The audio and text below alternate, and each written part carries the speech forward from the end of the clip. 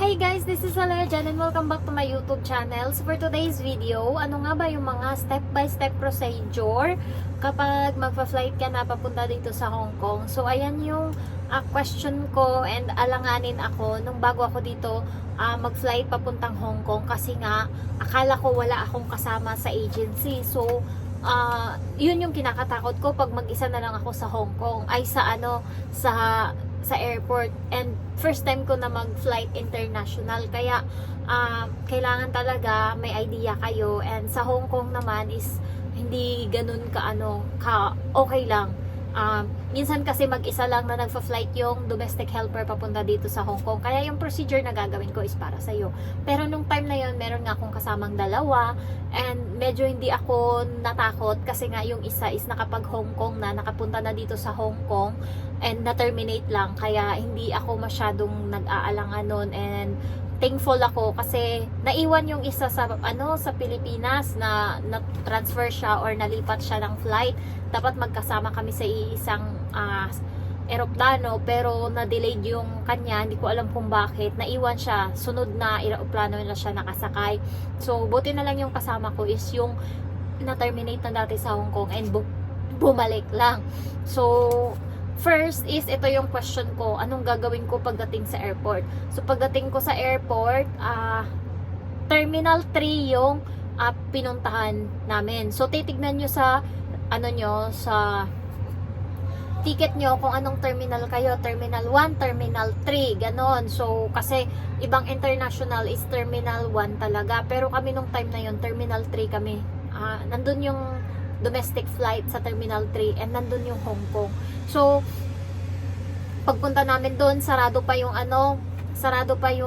check-inan, sarado pa, hindi pa sila nag-ooperate kasi yung flight namin is 5 in the morning and 12 midnight is nandun na kami sa airport mismo. So pagdating namin doon, yung pera na peso na dala namin, pumunta kami ngayon sa papalitan doon sa airport. Nagpapalit na kami into Hong Kong dollar, and baka magtanong kayo kung magkano dala ko.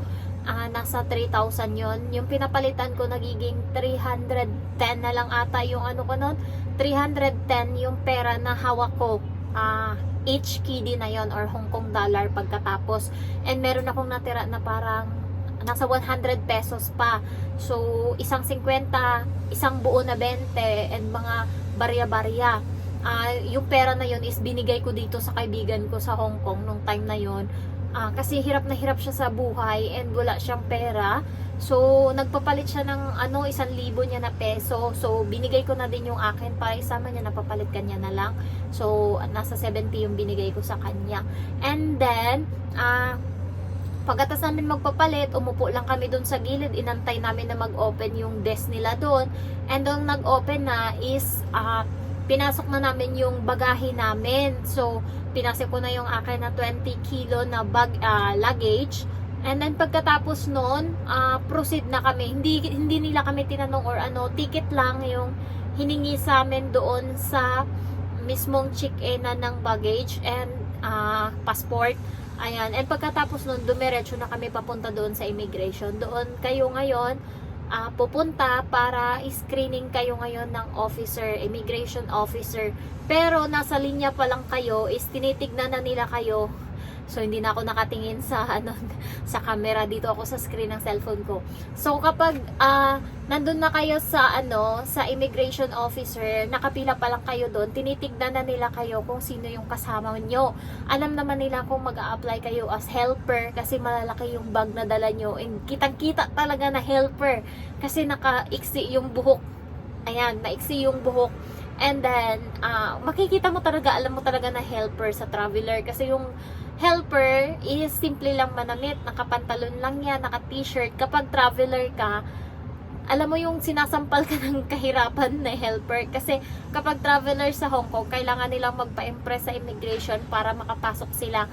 Tayong mga helper, hindi na tayo kailangan magpa-impress kasi visa and OAC lang yung dala or lang yan, pasok na tayo agad.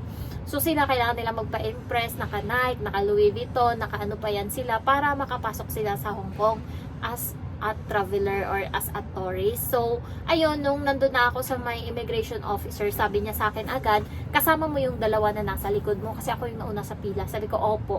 So, doon pa lang alam na nila. And then, sabi niya, magtatrabaho ka sa Hong Kong, diba? Sabi ko, opo. Sabi niya, ayan, tinignan niya isa-isa. And nakita niya naman doon yung visa, ano pa yung nandun na, contract, hiningi pa yan. And then, nakatape kasi doon ng, ng opisina ko, kasama na yung PIDOS doon, yung TESDA, kasi nahanap din yan sa immigration, kasi hindi naman nila aanuhin kapag wala kang PIDOS, kapag wala kang TESDA, hindi ka makakakuha ng visa or ano pa yung hinihingi nila, OAC ba yun, basta yung contract. Ayan, so tinignan niya lahat, and then pagkatapos sabi niya good luck, ayan, and then ayun, nakapasok ako agad. Yung medyo tumagal-tagal lang is yung maiksi yung buhok, kasi nga galing na siya dito sa sa Hong Kong and na-terminate siya. So, ayun, medyo madaming-daming tanong sa kanya. And pagkatapos noon, grabe talaga yung antok ko kasi galing pa ako ng probinsya and nag-flight pa ako. And pagkatapos, nag-process ako agad ng paper. Dumating ako ngayon dito sa Manila and then kinabukasan process ng paper. 30 ako dumating sa Manila. 1, nag-process ako ng medical namin, ng paper namin kasi kinabukasan flight na namin, kaya dapat yung pupuntahan ko pa, dapat yung office ko, yung sa tinrabahuan ko sa Pinas para mapag-clearance, may makukuha pa sana ako doon mga nasa 10,000, kaso hindi ko na nagawa. Pero yung papel ko sa clearance is nandun lang sa bahay. Sabi nga ng area manager is pagbalik ko daw, i-asikasuhin ko daw, magpa-clearance daw ako, pero parang hindi ko na magawa yung kasi parang wala na akong interest. So, ayun, pagkatapos nakalusot kami sa immigration, sabi ko sa kaibigan ko, antok na antok ako, gusto kong matulog, and may upuan doon, and may nakita ako na dalawang foreigner, American, na nakahiga. So, sabi ko, mahiga tayo. So, nahiga ako, and sila pala is nahiga lang konti, and then lumayas.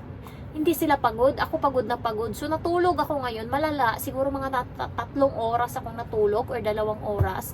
And then pagising ko, parang iba na. So, wala na yung mga kasama ko. Ako na lang mag-isang natutulog. And then may mga katabi ako ng mga Pilipino na nag-aantay ng ibang mga kasama nila na naipit doon sa immigration officer.